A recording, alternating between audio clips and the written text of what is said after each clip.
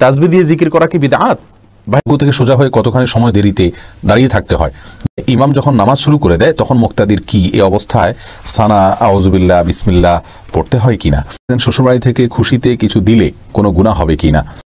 নির্দিষ্ট কাউকে বিয়ের উদ্দেশ্যে কি আল্লাহর কাছে চাওয়া যাবে?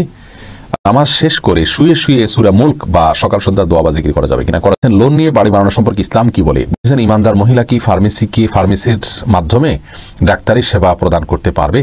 কারো অনিচ্ছা বা উপায় না থাকা সত্ত্বেও যদি কেউ সুদী ব্যাংকে জব করতে হয় তাহলে কি পাপ হবে? মসজিদে কিছু টাকা দিব এবং কিছু অভাবজনিত সমস্যার কারণে দিতে পারছি না। ইন্টারনেটের মাধ্যমে দ্বীনের দাওয়াতের কাজ শরীয়ত সম্মত কিনা? প্রিয় দর্শক, আমরা শুরু করছি আপনাদের প্রশ্ন উত্তর দেওয়ার পর্বে। মাইনুদ্দিন প্রশ্ন করেছেন, রুকু থেকে সোজা হয়ে কতখানি সময় দেরিতে দাঁড়িয়ে থাকতে হয় দয়া করে জানাবেন। দেখুন, রুকু থেকে সোজা হয়ে আমরা কমপক্ষে একবার তাসবিহ পড়া পরিমাণ সুবহানাল্লাহ বলা সমপরিমাণ আমাদেরকে দাঁড়াতে হবে। স্বাভাবিকভাবে সুবহানাল্লাহ বলতে যত সময় লাগে দাঁড়িয়ে সোজা হয়ে কমপক্ষে এতটুকু সময় দাঁড়াতে হবে। আমরা অনেকে মনে করি দাঁড়িয়েই চলে যেতে পারবো না, আমি সোজা হয়ে দাঁড়ানোর পরে অন্তত অপেক্ষা করতে হবে সুবহানাল্লাহ বলতে যে পরিমাণ সময় লাগে কমপক্ষে এতটুকু, এরপরে আপনি সেজদা যাবেন। এরপরে প্রশ্ন দেখতে পাচ্ছি রেজাউল করিম, আপনি প্রশ্ন করেছেন ইমাম যখন নামাজ শুরু করে দেয় তখন মুক্তাদির কি এই অবস্থায় সানা, আউযুবিল্লাহ, বিসমিল্লাহ পড়তে হয় কিনা? ভাই রেজাউল করিম, ইমাম যখন সালাত শুরু করে দিবেন তখন আপনাকে আউযুবিল্লাহ, বিসমিল্লাহ আপনি পড়বেন না, বরং ইমামের কেরাত আপনি শুনবেন যদি ইমাম তেলাওয়াত শুরু করে দেন তাহলে সেক্ষেত্রে। আর ইমাম যদি কেরাত শুরু না করেন, মাত্র ইমামের সাথে আপনি যোগ দিয়েছেন, তাহলে সেক্ষেত্রে আপনি সুবহানাকাল্লাহ বা দোয়া ইস্তিফতাহ যেগুলো আছে সেগুলো পড়বেন, সালাত শুরুর দোয়া সানা পড়বেন।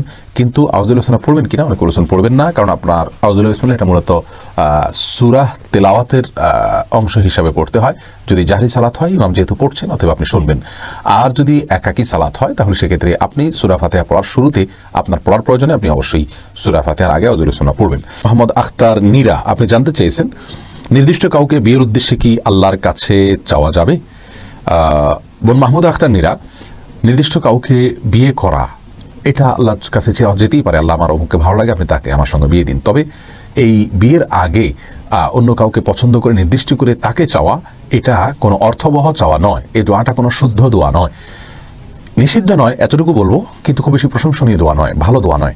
তার কারণ হলো আপনি যাকে চাচ্ছেন আপনি নির্দিষ্ট যদি করে নেন যে তাকে নিয়ে আপনি ঘর করবেন, তাহলে সেক্ষেত্রে তার ভালো হওয়া মন্দ হওয়ার দায় দায়িত্ব কিন্তু আপনার উপরে। আর যদি আপনি বিষয়টিকে আল্লাহর উপরে ন্যস্ত করে দেন যে আল্লাহ আপনি আমার জন্য ভালো জীবন সঙ্গী দেন, আমার জন্য এমন একজন সঙ্গী দেন যার মাধ্যমে আমার সুখ শান্তি হবে, আমার দিন ভালো যাবে, তাহলে সেক্ষেত্রে বিষয়টি আল্লাহর উপর আপনি ন্যস্ত করলেন, সেটা হবে সবচেয়ে উত্তম এবং ভালো। ওটাই হলো সুন্নাহসম্মত দোয়ার স্টাইল। পরে জান্নাত জাহান, আপনি জানতে চেয়েছেন নামাজ শেষ করে শুয়ে শুয়ে সূরা মুলক বা সকাল সন্ধ্যার দোয়া বা জিকির করা যাবে কিনা? করা যাবে বোন। আল্লাহ সুবহানাহু ওয়া তাআলা কোরআনে কারীমে স্পষ্ট করে বলেছেন আল্লাযীনা ইয়াযকুরুনাল্লাহা কিয়ামান ওয়া কুউদান ওয়া আলা জুনুবিহিম, যারা দাঁড়িয়ে বসে শুয়ে সর্বাবস্থা আল্লাহ তাআলার জিকির করে স্মরণ করে। অতএব আল্লাহ তাআলার জিকির বা স্মরণ এগুলো যে কোনো অবস্থা আপনি করতে পারেন। আপনার মনে কোনো অবজ্ঞা থেকে তো আপনি আর করছেন না, অতএব এটি জায়েজ হবে ইনশাআল্লাহ হবে ইবনিল্লাহ, কোরআন থেকে কোথাও নিষেধ নেই। হাসান মুন্না জানতে চেয়েছেন লোন নিয়ে বাড়ি বানানো সম্পর্কে ইসলাম কি বলে? বোন ভাই হাসান মুন্না, লোন নিয়ে বাড়ি তো আপনি বানাতে পারেনি, কোনো অসুবিধা নেই। তবে আজকাল হাউস লোন যেগুলো আছে সেগুলো বেশিরভাগ ক্ষেত্রেই সুদ ভিত্তিক। মনে রাখবেন, সুদের কোনো কারবার কোনো মুসলমান করতে পারে না, এটা জঘন্য হারাম। ইসলাম শরিয়ার দৃষ্টিকোণ থেকে এই হারামের ভয়াবহতা, এর ক্ষতি দুনিয়াবি এবং পরকালীন আমরা হয়তো আঁচ করতে পারি না, কিন্তু আল্লাহ সুবহানাহু ওয়া তাআলা এটাকে হারাম রেখেছেন আমাদের উপকারের জন্য, আমাদের কল্যাণার্থে। বিধায় এটাকে হারাম হিসাবে মেনে নেওয়া, গ্রহণ করা, আল্লাহর সিদ্ধান্ত অনুযায়ী চলা, এটা মুমিনের কাজ। আর তা না হলে আল্লাহ সুবহানাহু ওয়া তাআলা কিন্তু ভয়াবহ যুদ্ধের ঘোষণা দিয়েছেন এবং দুনিয়াতে আখিরাতে ধ্বংস নেমে আসবে হারামের সাথে সংশ্লিষ্ট রাখলে। প্রিয় ভাইরা আমার, আল্লাহ তাআলার হুকুম এবং নির্দেশকে মান্য করা এটাই হলো একজন ইমানদারের, একজন মুসলমানের প্রধান কর্তব্য। বিধায় আপনি হাউস লোন নিতে গিয়ে যদি কোনো সুদের লোন নিতে হয়, সুদের কোনো কারবারে, সুদের কোনো চুক্তিতে জড়াতে হয়, তাহলে সেটা আপনার জন্য জায়েজ হবে না, সেটা আপনার জন্য গুনাহের কারণ হবে। এর বাইরে হাউস লোন এটা যদি আপনি সুদমুক্তভাবে নেওয়ার কোনো উপায় থাকে তাহলে নিতে পারেন, কোনো অসুবিধা নেই। মনে রাখবেন, মানুষ বেঁচে থাকার জন্য একটা ঘর দরকার আছে, কিন্তু বাড়ি লোন করে বাড়ি করতে হবে এটা কোনো প্রয়োজন নাই। হ্যাঁ, হয়তো আপনার কষ্ট হচ্ছে ভাড়া বাড়িতে থাকতে, কিন্তু জাহান্নামের কষ্টের চাইতে কষ্ট অনেক কম ইনশাআল্লাহ বিইذনিল্লাহ। এরপরে প্রশ্ন দেখতে পাচ্ছি শামীমা রানী পা, আপনি জানতে চেয়েছেন ইমানদার মহিলা কি ফার্মেসির মাধ্যমে ডাক্তারি সেবা প্রদান করতে পারবে? বোন শামীমা রানী পা, ইমানদার মহিলা ফার্মেসির মাধ্যমে ডাক্তারি সেবা দিতে কোনো অসুবিধা নেই, যদি তিনি তার পর্দা প্রশিদাকে খেয়াল করতে পারেন, তার পর্দা প্রসিদ্ধার কোনো ব্যাঘাত না হয়, তিনি যদি পর্দা প্রসিদ্ধার সাথে এগুলো করতে পারেন, কোনো অসুবিধা নেই ইনশাআল্লাহ বিইذনিল্লাহ। সেই সাথে ইসলাম শরিয়ার কোনো নির্দেশ লঙ্ঘন না হয়, একাকি কোনো পুরুষের সাথে ডিউটি করতে না হয়, এরকম যদি হয় করতে পারবেন ইনশাআল্লাহ বিইذনিল্লাহ। হাসিব আহমেদ জানতে চেয়েছেন দূরসম্পর্কে ভাগ্নিকে বিয়ে করা যাবে কিনা। দূরসম্পর্কের ভাগ্নি যদি হয় তাহলে বিয়ে করা যাবে, কোনো অসুবিধা নেই। নবাব খান জানতে চেয়েছেন কারো অনিচ্ছা বা উপায় না থাকা সত্ত্বেও যদি কেউ সুদী ব্যাংকে জব করতে হয় তাহলে কি পাপ হবে? অনিচ্ছা সত্ত্বে জব করার ব্যাখ্যাটা আগে জানতে হবে, তাহলে আপনার বিধানটা বলতে সুবিধা হবে। মনে রাখতে হবে যে সুদী ব্যাংকে জব করা যদি সুদ রিলেটেড কোনো আপনার দায়িত্ব আপনি পালন করেন তাহলে সেক্ষেত্রে এটি জায়েজ নাই, এটি গুনাহের কারণ হবে। আপনার যদি বিকল্প কোনো উপায় না থাকে, আপনার খাওয়া পড়ার কোনো ব্যবস্থা নাই, জীবন আপনার হুমকির মুখে থাকে চাকরি না করলে, বিকল্প ভালো কোনো ব্যবস্থা না থাকে, তাহলে আপনার জন্য আপতকালীন চাকরি হিসাবে বা ব্যবস্থা হিসাবে এটা আপনি গ্রহণ করতে পারবেন ইনশাআল্লাহ বিইذনিল্লাহ। এমডি সজীব খান জানতে চাচ্ছেন আমি নিয়ত করেছি মসজিদে কিছু টাকা দিব এবং কিছু অভাবজনিত সমস্যার কারণে দিতে পারছি না। আপনি নিয়ত করেছেন, আপনি নিয়ত করলেই সেটা পূরণ করতে হবে সেটি এমন না। নিয়ত পূরণ করতে পারলে ভালো হয়, ভালো কাজের উদ্দেশ্য নিয়ত করে কিছু করতে পারলে ভালো হয়, কিন্তু নিয়ত করার পর যদি আপনি কোনো কারণে আপনার অভাবের কারণে করতে না পারেন ইনশাআল্লাহ আল্লাহর কাছে আপনার কোনো দায় থাকবে না, আপনি গুনাহগার হবেন না, বরং আপনি নিয়ত করেছেন সেজন্য আল্লাহ তাআলা আপনাকে সওয়াব দিবেন যদি আপনি করতে নাও পারেন।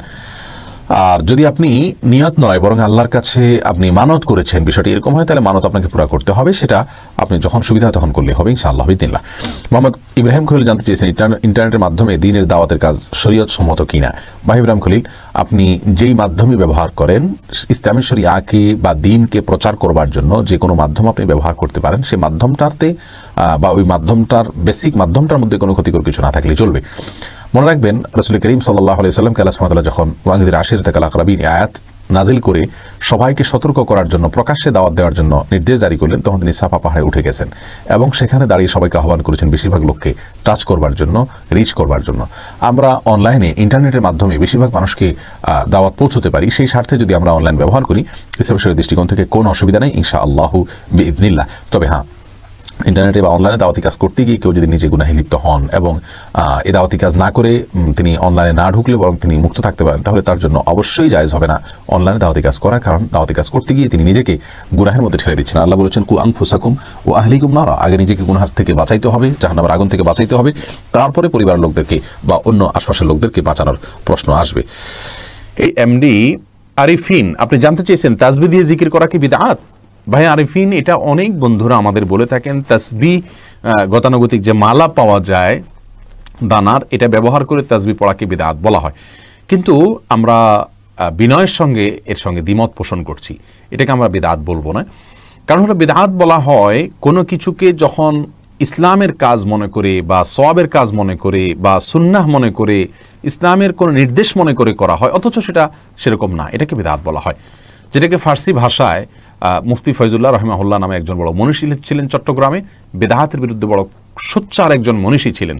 তিনি তার একটি কিতাবে, ফার্সিতে লেখা রচিত অনেক আগের একটা কিতাবে তিনি লিখেছেন, একটা ছন্দের মাধ্যমে বেদাতের পরিচয় দিন চমৎকারভাবে। তিনি বলেছেন গায়রে দীরা দি সুমুরদান বেদাত, অর্থাৎ যেটা দিন না সেটাকে দিন মনে করা, এটা বেদাত। এখন আসুন, তাসবিহ গণনা করা, এটাকে আলাদা কেউ দিন মনে করে? আমাদের দেশে যারা তাসবিহ ব্যবহার করেন, তাসবিহ দানাতে মানে মালাতে তাসবিহ আপনার পড়ে থাকেন গনে গনে, এই মালা গুনলে সওয়াব হবে বেশি, এরকম কেউ মনে করে? অথবা মালাতেই গুনতে হবে, অন্য কিছু গুনতে পারবে না, এরকম কেউ মনে করে? বা মালাতে গুনলে বিশেষ কোনো ফজিলত আছে, এরকম কেউ মনে করে? এরকম কেউ আমার দৃষ্টিতে, আমার জানামতে কেউ মনে করে না। তাহলে এটাকে সে দিন বানাই নাই, তাহলে আপনি এটাকে কীভাবে দাঁত বলছেন? হ্যাঁ, আমরা এটা অবশ্যই বলবো, এই মালা ব্যবহার করার চাইতে হাতের কর ব্যবহার করা সুন্নাত সম্মত, এটা উত্তম। বড় আমরা মালার ব্যবহারকে সুন্নার খেলাফ বলতে পারি, যদিও কোনো কোনো সাহাবীরা খেজুরের বিচি বা অন্য কিছুকে তাসবিহ গণনার জন্য ব্যবহার করেছেন তারা জানা যায়।